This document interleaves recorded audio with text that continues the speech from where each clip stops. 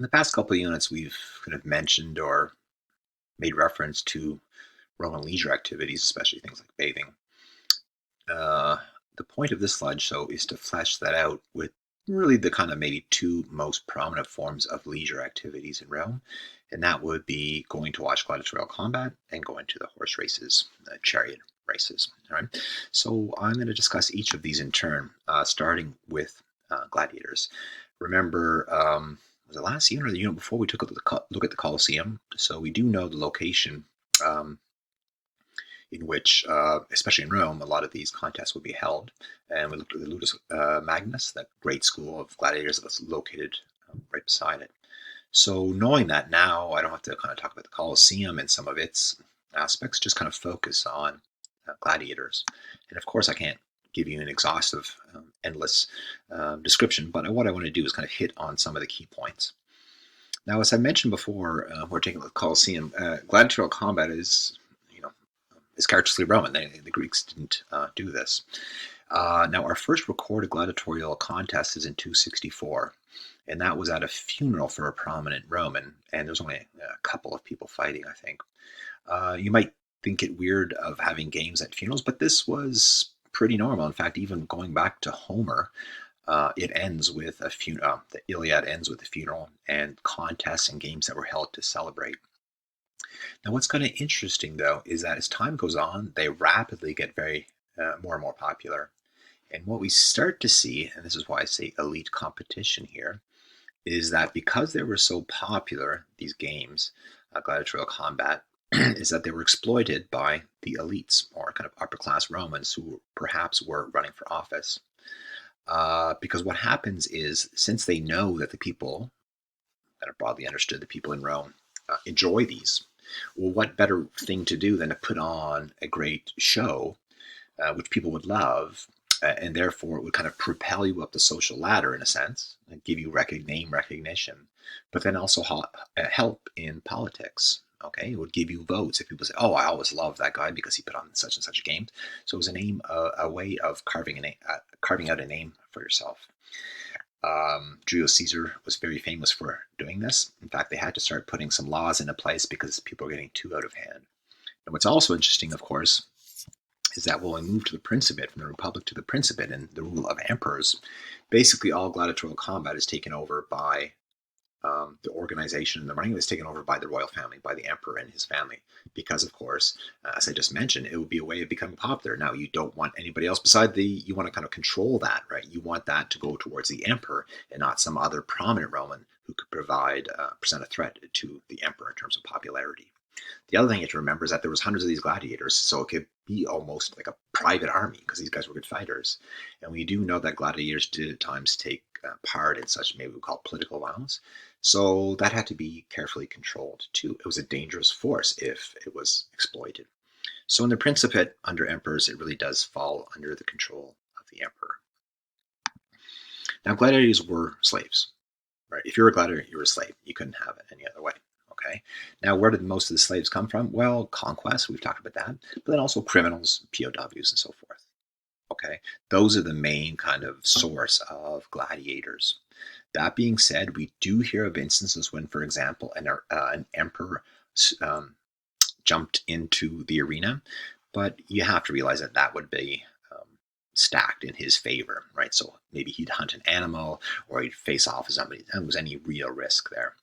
We do hear of women fighting, and in fact, at one point, laws had to be passed in order to cut down on the number of women fighting as gladiators. That doesn't let us know how many there were, but it lets us know that they were actually participating.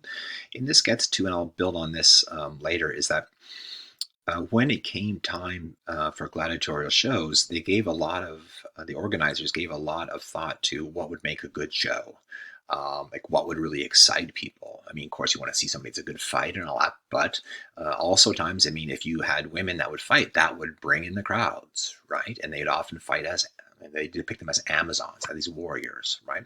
And we also hear of like dwarves and so forth fighting. All right, because this again would be like a spectacle for people. We do hear of volunteers, people that would voluntarily commit themselves to slavehood in order to fight as a gladiator. And you might think, well, why would they do that? Well, remember, a lot of slaves did earn a bit of pocket money with which eventually, maybe at the end of their career or whatever, when they're older, they could buy their freedom. Well, the same thing goes with gladiators, and the chances are they'd get a little bit more. So they could maybe buy their freedom that much more quickly. Other people mention how gladiators were probably pretty well taken care of in terms of food and clothing, shelter, all those kind of things, which maybe a lot of poor Romans didn't have basic access to. All right. The other thing that can't be denied is the idea of fame. Gladiators were seen as kind of sex symbols. Even though they were slaves, they're kind of considered sex symbols, and pop like athletes today, right, are considered kind of idols, role models, or whatever, right? And it was the same thing back then. Gladiators did become famous, and they had kind of there were famous ones, just like we think of, like basketball players like Michael Jordan or whatever. Well, they had the equivalents at the time. In fact, we even know that they would have their own kind of action figures or figurines. These are all, the size of would fit in my hand, but we find thousands and thousands of these. So these would be sold, outside the Coliseum or wherever, just like today. If you go to a sporting event, they sell this kind of stuff all over the place, which would commemorate, particularly powerful gladiators, successful gladiators, and of course, be popular with children, just like figurines are today. All right, so fame, sex, that's still sold in antiquity as it does today with entertainment. So a couple of those things might have been surprising. The other thing that you have to kind of get your head around is just what was involved here. And this is one thing I'm trying to stress with leisure is that the Romans put a lot of time, effort, and money, and resources into these things. And the size of some of these shows and the number of people who participated, it's kind of mind-blowing sometimes. So take a look at just a couple examples here. Remember Titus, when he was opening up the Colosseum, he put on some gladiatorial shows that lasted 100 days. And they involved 9,000 animals. Now, I'm going to talk about animals in a moment, okay? But that just gives you a sense of the size. And Trajan, right, the turn of the century, 122 days, 11,000 people, and 10,000 animals.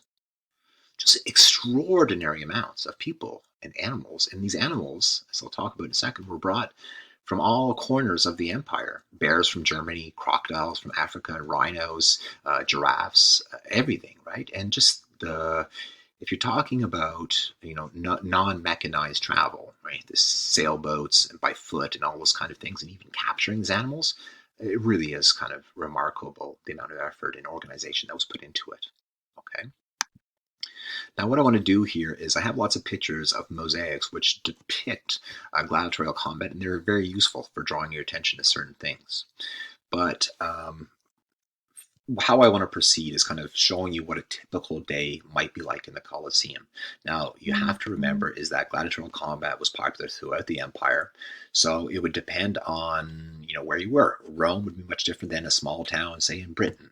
Okay, and of course we're talking about something that went on. I think gladiatorial combat went on to roughly kind of 500. So we're talking about something that was in existence for close to 800 years. So of course there's going to be all sorts of variety and so on. But this is just typical to give you a sense. Okay, that was an all-day thing if you weren't going to the Colosseum.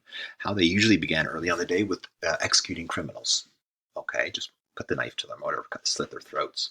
But what's also interesting is that we often see a lot of these people that were condemned to death were forced to fight in what are called today massed fights. In other words, they have groups of people fighting other groups of people, and you want to see what happens, right? And what they would often do here is restage famous battles from the past. Okay, like the Battle of Thermopylae or the Battle of Zama. Remember, that's where Scipio Africanus beats Hannibal. And what's kind of interesting here is if you remember the movie Gladiator, or watch for this next time you do watch it, is that during one of the scenes, they recreate the Battle of Zama, where the Romans defeated Hannibal. And the Russell Crowe character is on the Carthaginian side. But of course, what happens is the Carthaginians win that battle, right? Because Russell Crowe wins. And that's why there's a bit of a joke in the movie. I think it's Joaquin character's character, the Emperor, he plays Commodus. He turns to somebody and says, "Hey, I thought we won the Battle of Zama." So, but the purpose of this is not only say could it be interesting, but as people talked about, and historians have talked about, and I'll elaborate on this a little bit later, is that there are political dimensions to gladiatorial combat. Okay, and one purpose of staging these famous fights was to kind of stir up kind of patriotism amongst the Romans. So there's that kind of political dimension to it. Then what you do is maybe second in the day, you'd watch, oh shoot, that should say beast hunts. Okay, I'm just going to fix that here before I forget. So this is the hunting of animals. Animals will be released into the Colosseum or the arena, and they would be hunted by kind of professional fighters called the Venationes. So this is what I talked about earlier when they brought all these animals in. Okay, so it's remarkable when you see they love tigers. So here you can see the tiger in the professional hunter here. Here's what looks like, say, a leopard or something like that, with somebody fighting it. Actually, a couple of people fighting it. These are all mosaics. You can see all the tiny little pieces here. So it was popular to decorate your house with these kind of scenes. Okay, here's another one, a lion. And here one, you can see the blood gushing out of this guy when he's being stabbed. I think I have one last one there too. Okay, and then at the very end here, you can see the hunter. He's killed the animal. Is kind of looking up to the emperor or whatever. So this is, it's kind of interesting here because here too we can think of this in political ways, right? As when people, scholars, well, I guess I should backtrack here and say for a long time, gladiatorial combat and beast hunts were kind of ignored by critics because they thought, oh, they were kind of embarrassing, right? Because the Romans killing people, feeding Christians to lions. They're kind of neglected. They thought, oh, it's just kind of bloodlust. But more and more critics, say in the past 20, 30 years, have realized that this was an important part of what it meant to be Roman. And I think when I've stressed before, the amount of resources Romans put into leisure activities, that tells us this. So then we have to think to ourselves, okay, well, what role did these play in Rome, politically speaking? And a couple ways you can interpret the beast hunts, it's not just about killing animals, right? Is that you can see here there's an ideological message that's demonstrated by the emperor when he puts on these shows, and that is the extent of the Roman Empire. Right? In other words, what's put on display here is how great the Roman Empire is. Because what are the people watching? Well, they're watching, say, bears from Germany. They're watching crocodiles from Egypt. They're watching rhinos from North Africa. They're, things from all over the empire are brought into the Colosseum for the enjoyment of the Roman spectators. So what it really underscores is how big and extensive is the Roman Empire. So it helps to underscore that. That's one reading of it. The other thing you have to remember is that hunting, especially like lion hunts, remember we're going all the way back to when we're looking at Minoans and Mycenaeans. Lion hunting is the prerogative of an upper class, like a king or a chief, that kind of thing. You needed leisure time, you needed money to buy the weapons, guides, all that kind of stuff. So it is, we're not talking about hunting just to feed yourself, we're talking about hunting as sport. That's an aristocratic activity. Now, for the massive Romans that lived in the city, these poor people that got by on subsistence level food and everything and had no money, getting to witness this and participate in it, it kind of dissolves those kind of social or class barriers between the two groups, and the lower classes get to participate in this artistic activity. Some people have, and I'll kind of return to this, some people have seen gladiatorial combats and beast hunts as a sort of release valve in which some of these social tensions could be eased as a result of, say, what they watch. So if you start off with killing of criminals or whatever, and then you work up to the beast hunts, then what happens is the climax is the gladiators. That's what you're kind of working towards. So that's the kind of the big show.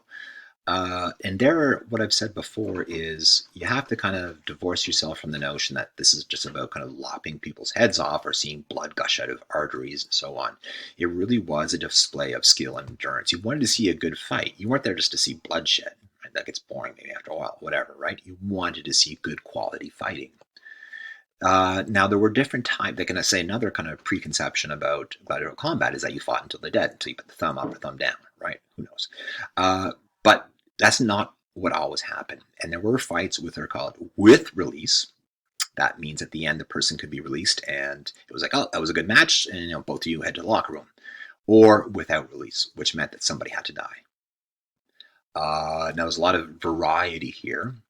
It seems as time goes on, this without release, that is fighting to death, seems to get more popular. But there's also questions of where you were, right? In Rome itself, that would probably be more common simply because that was what was expected in a big city in the Colosseum. But remember, gladiators were expensive. They were property. You had to buy them, you had to train them, you had to feed them, you had to house them. All right, and that was a way of making money for people. So if you get killing them off, well, then it's gonna be very expensive. So that's why then you'd have, say, with release. So just be aware of that. It wasn't a fight always to the death. Now, there are different types of gladiators depending on the type of armor that they wore, and of course, different types and styles of fighting. And the idea here was to match people to create an exciting match, just like I mentioned earlier with, say, women and dwarves and all that kind of thing. The idea here was to see a good battle. So take a look at this. What you have here is two gladiators facing off. There was a referee, just like today in UFC or boxing or whatever. But you can see on the left-hand side, we have someone who's very lightly armed. He really doesn't have any armor except this arm protector, but he has a trident. Okay, these kind of guys often carry a net too. They're kind of supposed to be like fishermen, but he's very quick and agile, and he can shoot from a distance because he has this long kind of spear. And then he's facing off that somebody that's obviously a little bit more heavily armored. He's got a helmet on. He's got a long shield. He's got greaves on his legs, but he just has a small sword, like a thrusting sword, excuse me.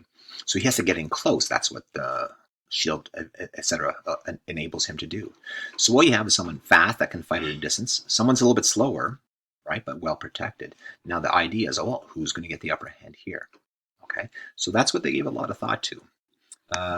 Here's another one. Here's you can see, here's one of the well-armored guys. You can see a full face helmet and that short sword and the big, and he's got full protection on.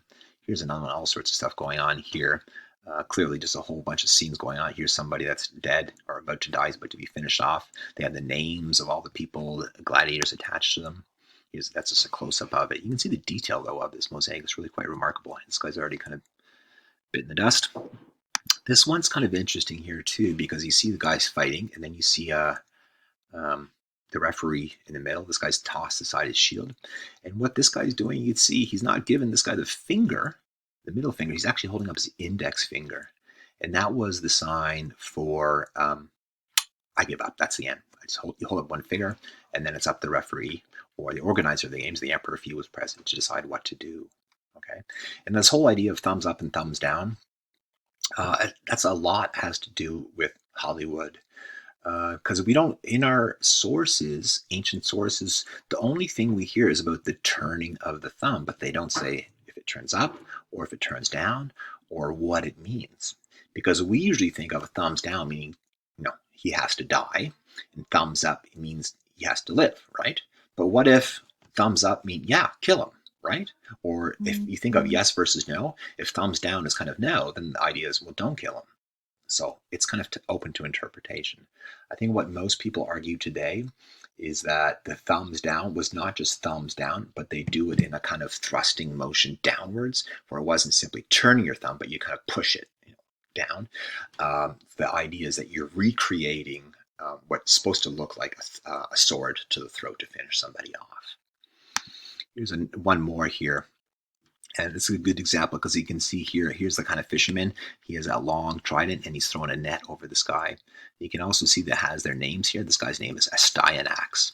And that's actually the name of Hector's son. He's a hero in the Iliad. And this is Wicket. That means conquered, Calendo.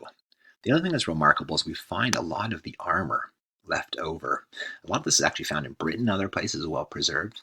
But it goes to show you the amount of money and resources that were put in. This stuff must have been tremendously expensive. What this depicts is scenes from the Trojan War on this fellow's helmet. All bronze and stuff. So very, very expensive. And of course, that's what these guys, they wanted to kind of pass themselves off as these kind of great figures and stuff, right? Here's another one. It's kind of different, right? That's kind of remarkable. And here's some greaves. These are things that will put over your shin, right, to protect them and so forth. So it was important to kind of provide that image. Okay, so these will go on for days and days and days, right? It's just really remarkable. The thing that, if I really want to kind of get across to you, is the amount of resources and just how big and extensive these games were. I'll return to gladiatorial combat at the end, where I talk about horse racing and gladiatorial combat and some of the political dimensions of it. All right.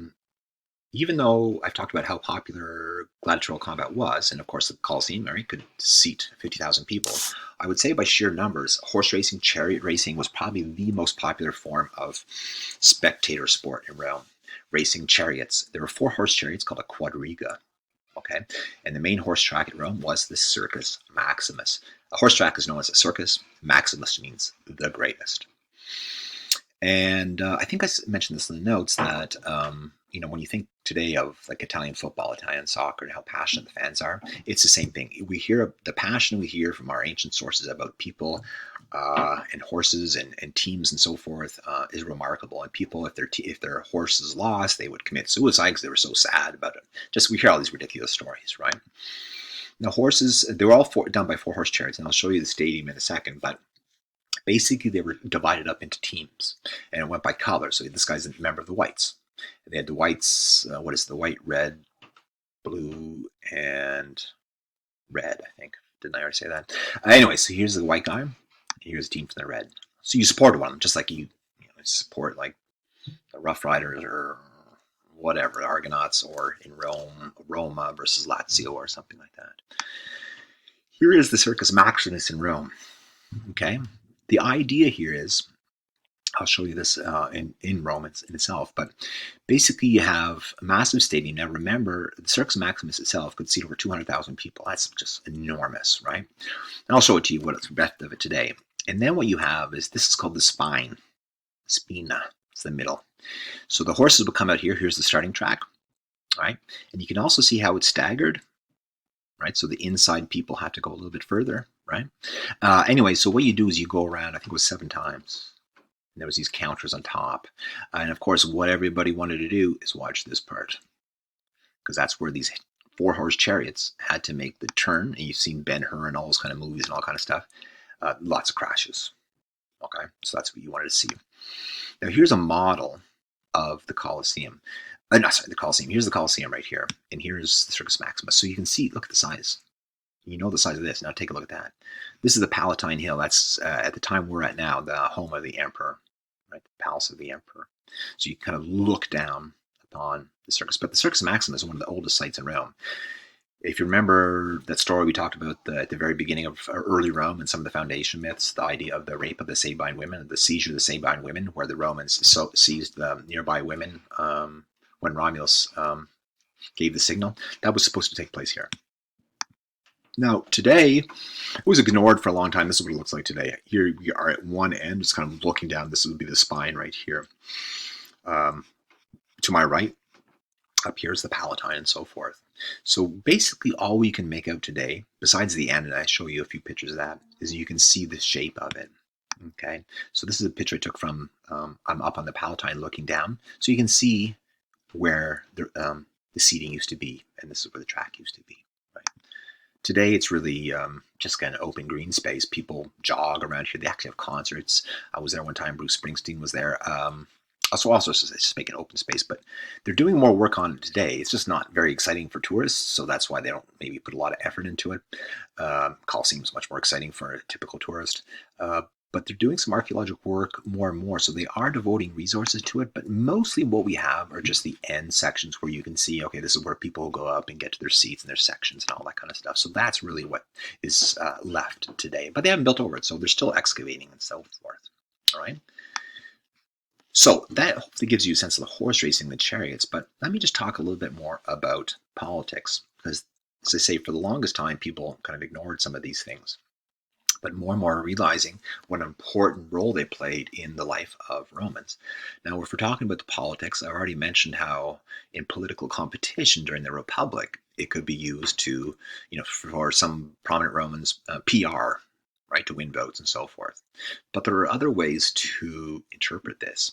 And these things that I'm about to say really kind of go for both chariot racing and gladiatorial combat.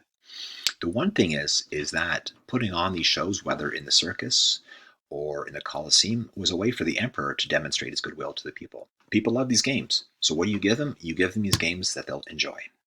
Right, he pays for it all basically, and even distributed gifts in the crowds and so forth. They used to toss out these little wooden balls, and you'd use it to reclaim like bread or money or whatever. Right, so it was a very visible way for the emperor to demonstrate his goodwill to the people. And I've stressed before how that's important. PR is important. Another thing I've talked about is this whole idea of the dissolution of social and political barriers. right? We've talked about how Rome has a very strict hierarchy. There were different social groups, and those differences were pretty keenly observed. But if you're in a stadium, well, in many ways, it kind of erases those a lot of those barriers.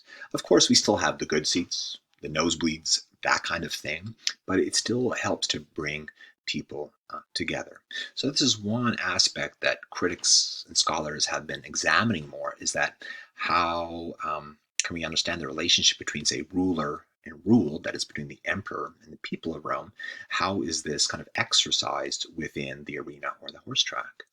One thing that's kind of interesting, and we do hear examples of this in the past, is um, going to the circus, going to the Colosseum, was a way for the people to reveal their feelings to the emperor. You have to remember, for the average Roman, they probably wouldn't see the emperor that much. They probably felt like they had very little political voice. I mean, they could vote in the assembly and so forth. But the vast majority of the urban poor really had no power, if you will. They had no way to kind of really change things. But if you're in a crowd of 50,000 or 200,000 people and you're upset at the emperor, well, you could make that known. So it gives people this kind of unique, as I say here, opportunity for immediate vocal contact. So if something was bugging you, and by that I mean the kind of crowd, the people around, they could boo somebody or kind of have some sort of chant. Common problems were the what are called the wheat dole at Rome. There was no kind of welfare system in Rome where they handed out money, but they did hand out a certain amount of wheat every a week or month, which you could use to make bread. And if it wasn't enough, or it was kind of late arriving because they had to import it from elsewhere, if it was late coming into the city, that could be a problem. But I mean, people could complain about just about anything, right? But if they see the emperor there in the Colosseum and they boo him because of some recent event or something that's affecting Rome, that became very powerful. It would be a way to kind of create change that hopefully the emperor would pay attention. Sometimes it could backfire. We hear examples of people like, Nero, when he is at the horse track and people are complaining, that he basically says, okay, go down and basically, kill everybody in that section, more or less, right? So it could backfire on you. But as people have said, when you're in a huge crowd like that, at least under most emperors, it provides a little bit of anonymity. So in a sense, you can't be singled out. Okay, so a lot of this stuff, as I say, is reflective of current work that's being done in classics on some of these topics. As I say, for the longest time, gladiatorial combat was just seen as kind of embarrassing. Oh, I can't praise this, or I can't really look at it because it means the Romans are these kind of bloodthirsty people. Um, but you can't ignore what a big role this was, right? Just the amount of people that participated. So if you ignore it, you're ignoring part of what it meant to be Roman, right? And then the other thing is, how else can we understand this? Understanding it as mere understanding combat or violence only goes so far. There's other things that kind of come out of it. So hopefully that's kind of opened your eyes a little bit um, to some of these different dimensions of Roman leisure, and maybe corrected some of the misconceptions that you might have had.